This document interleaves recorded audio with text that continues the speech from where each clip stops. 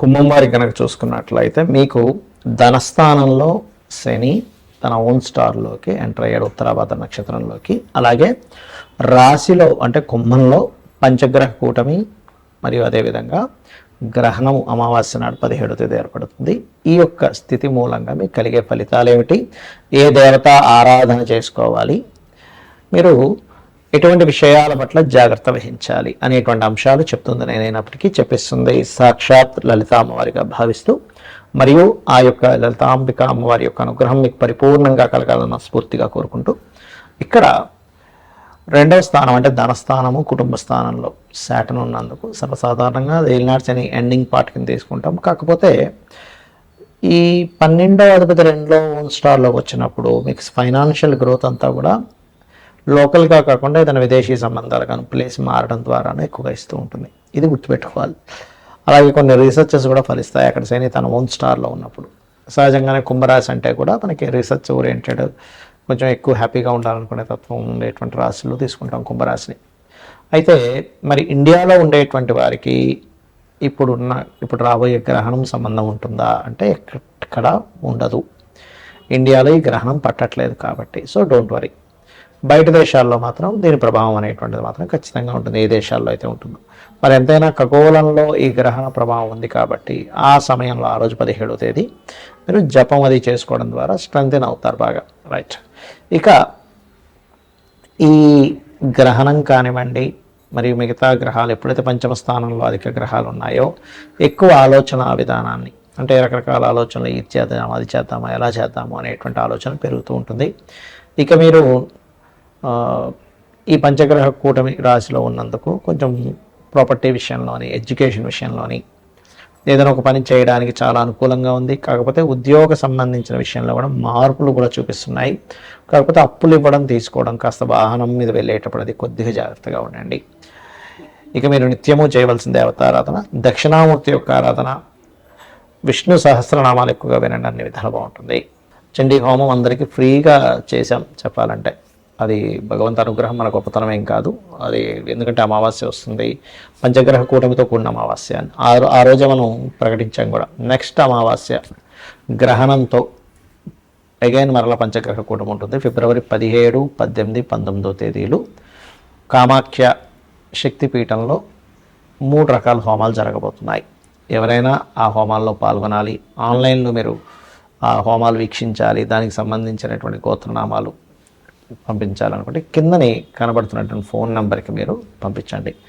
9169899899 8125899899 నెంబర్లకి మీకు పూర్తి వివరాలు వస్తాయి.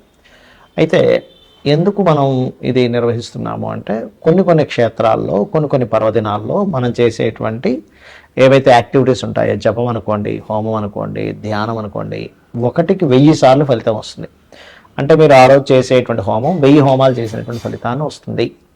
కాబట్టి మనం ఆ రోజు ఆ కార్యక్రమం, ఆ గ్రహణం రోజు 17వ తేదీ, 18వ తేదీ, 19వ తేదీ ఈ 3 రోజులు ఈ గ్రహస్థితి ఇలాగే ఉంటుంది. అంటే ఈ పంచగ్రహ కూటమి ఉంటుంది, అమావాస్యతో ప్రారంభమవుతుంది, గ్రహణంతో ప్రారంభమవుతుంది. కాబట్టి దీనివల్ల ఏమిటి అంటే ఇలాంటి మనం గతంలో ఆల్రెడీ 4-5 నెలల నుంచి చెప్తూనే ఉన్నాం, ఈ పంచగ్రహ కూటములు వస్తున్నాయి, గ్రహస్థితులు బాగాలేవు, గోల్డ్ రేటు సిల్వర్ రేటు విపరీతంగా పెరగబోతుంది అనుకున్నాం. అదేవిధంగా సిల్వర్ రేట్ అయితే మనం ఇంకా చెప్పనక్కర్లేదు, విపరీతంగా పెరిగిపోయింది. అలాగే బయట మీరు కనుక పరిస్థితులు కనుక చూసుకున్నట్లయితే మనకి ఎలా ఉందంటే ఏమంటారు, అసలు ఎప్పుడు ఎక్కడ ఏ ప్రమాదం జరుగుతుందో, ఎక్కడ ఏ యుద్ధం జరుగుతుందో అనేటువంటి స్థితిగతుల్లో ఉన్నాం. అలాంటప్పుడు ఏంటంటే మన యొక్క ఎనర్జీస్ పెంచుకోవాలి. ఎనర్జీస్ పెంచుకోవడానికి, దేవతా సంబంధించిన ఎనర్జీ పెంచుకోవడానికి హోమాలో, జపమో, మంత్రమో చేసుకుంటూ ఉండాలి. మరి ఈ గ్రహణము పంచగ్రహ కూటమి ఎప్పుడు, ఎందుకంటే మనకి 100 సంవత్సరాలు మీరు వెనక్కి వెళ్ళినా కూడా 3 సార్లు చతుర్గ్రహ కూటమి రావడం, 3 సార్లు పంచగ్రహ కూటమి రావడం అనేటువంటిది జరగదు. మనకి చాలా అరుదైనటువంటి రోజుగా మనం భావిస్తూ ఆ రోజు మనం చేసుకుంటున్నాం. అలాగే మరొక విషయం ఏంటంటే ఈ గ్రహ సంబంధించినటువంటి విషయంలో చాలామందికి సంశయాలు ఉన్నాయి. ఏంటంటే ఈ గ్రహణం కూడా ఉంది కదా 17వ తేదీ, మరి 17వ తేదీ ఇక్కడ ఉండేటువంటి గర్భవతులు, ఇండియాలో ఉండేటువంటి గర్భవతులు ఆ రోజు ఉదయం పూట 9:30 ప్రాంతం నుంచి సంథింగ్ 12 చేంజ్ వరకు ఉంది.